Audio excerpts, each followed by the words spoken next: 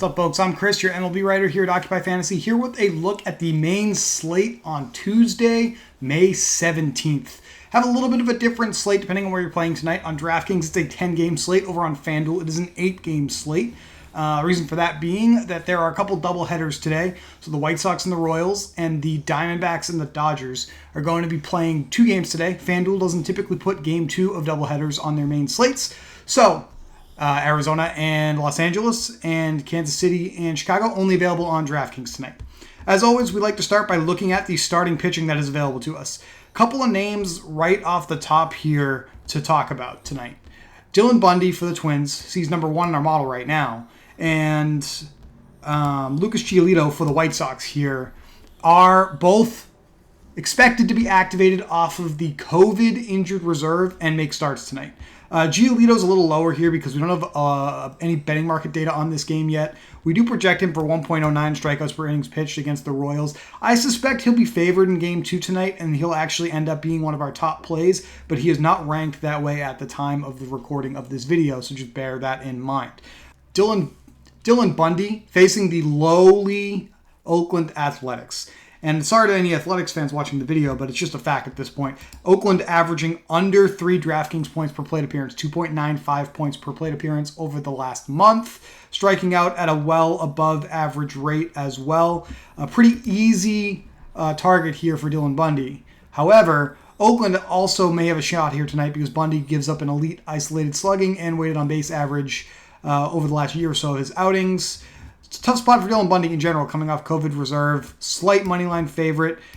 Big picture, no pitcher with an OF index above 15 as of yet on this slate for us. That means we don't really love any of these options, so we can be a little more free to pick guys around the top rankings here instead of just slotting in the top pitchers here tonight. I like Jameson Taillon. That's probably the easy way out. A lot of you that are watching this feel like, but when you look at the consensus of information here, he's the biggest favorite on the slate at minus 235 money line. The movement is in his favor tonight. His batted ball data, he's got low average exit velocity against, low batted ball distance against on this slate. Taillon looks like probably the safest play for all lineup types tonight, whether that's low-risk contests, your head-to-heads and double-ups, or high-risk contests against the Baltimore Orioles tonight. Gotta like Jameson Taillon.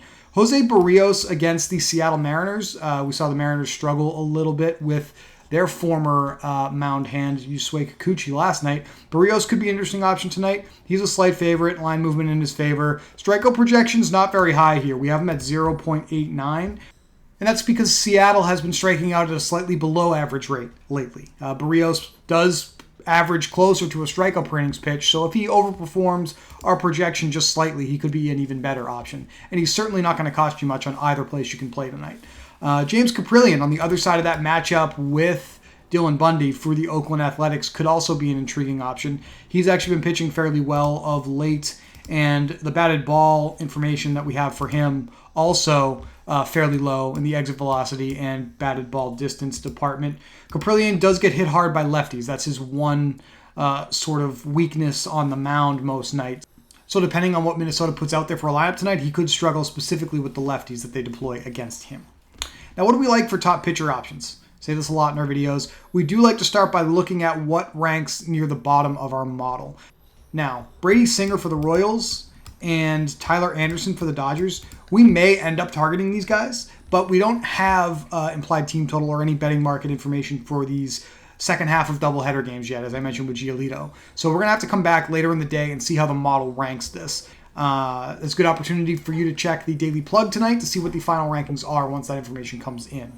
First pitcher that I'll be targeting tonight personally, Spencer Watkins with the Baltimore Orioles. Watkins has the highest isolated slugging and weighted on base average allowed to right-handed hitters on this entire slate over the last year of outings. 326 ISO, 444 weighted on base average, and that's a big reason why, hop over to our stacks dashboard, we have the Yankees as one of the best plays tonight. Number 2 by OF index in our model on the main slate. We have them as the number 1 option by isolated slugging and weighted on base average for the entire day. And they have a really strong implied team total of 5.7 runs, the highest non-Coors Field implied team total tonight.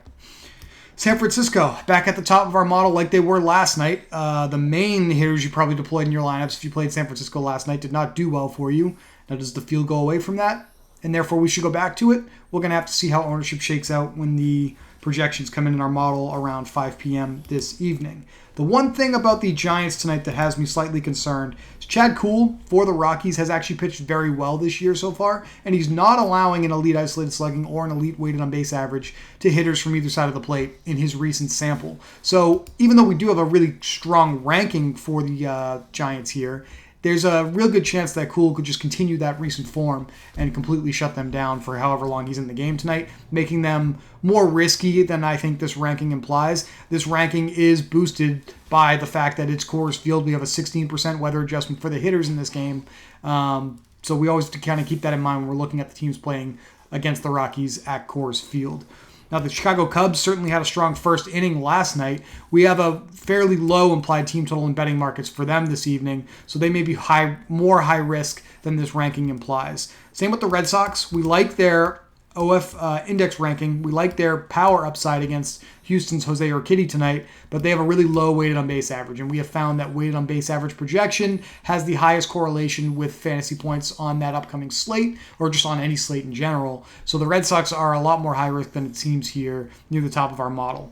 This high WOBA projection for the Angels for us tonight is basically because of the main group that is always at the top of their order and always at the top of our model. We go over to the Angels and we see that we have Ohtani, Mike Trout, Jared Walsh, Taylor Ward, Rendon projecting fairly well tonight as well. But these guys are the reason that the Angels always rank very strongly for us.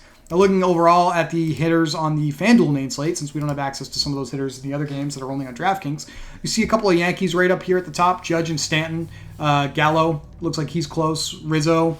That's why I think the Yankees are probably going to be one of the better options tonight. We got 4 hitters inside the top 12 or so in our model, so consider them. Obviously, Peterson and Belt, San Francisco will be interesting. Let's hop over to DraftKings, see what we can do. So I am going to start with Taillon tonight as the biggest favorite. I think that's probably the safest bet, especially with the affordable salary tonight. I am probably going to stack the Yankees. That's what I'm thinking early here anyway. I like the matchup for the hitters near the top of the model for us on the Yankees.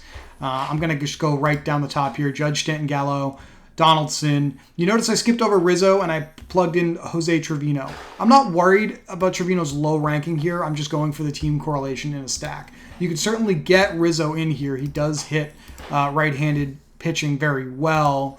But I think there are a lot of good first base plays tonight. So if you do not play Rizzo, there are a lot of options, like just from a salary play perspective, and you can just kind of get the cheap catcher in your stack.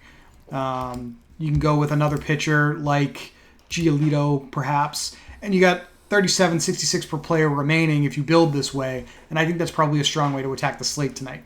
Over on FanDuel, Taillon, 4 Yankees hitters. The one thing to be aware of over on FanDuel is FanDuel does push you to play a minimum of players from 3 different teams. So at best, you have to do like a 3-man and a one-off play, or maybe a 2-2 here for your secondary stack if you play the slate this way with a Yankee stack and a Jameson Taillon play at pitcher.